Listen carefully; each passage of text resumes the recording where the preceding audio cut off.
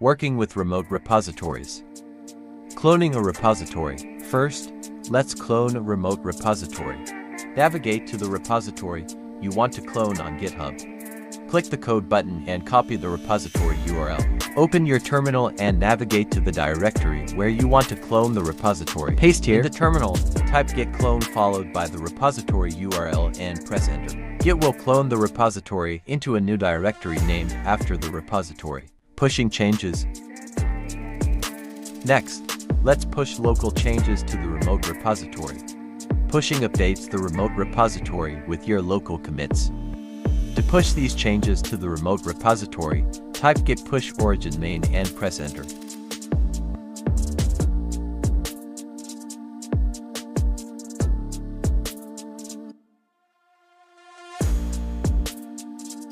This command pushes your local commits to the main branch of the remote repository.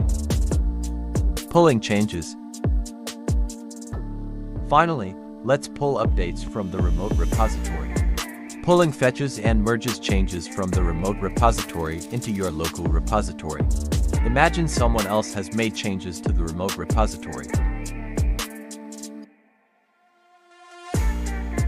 To update your local repository with these changes, type git pull origin main in the terminal and press enter.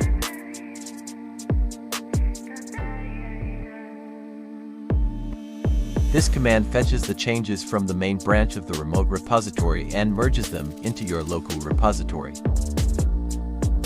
recap, we've covered how to clone a remote repository, push local changes, and pull updates from the remote repository.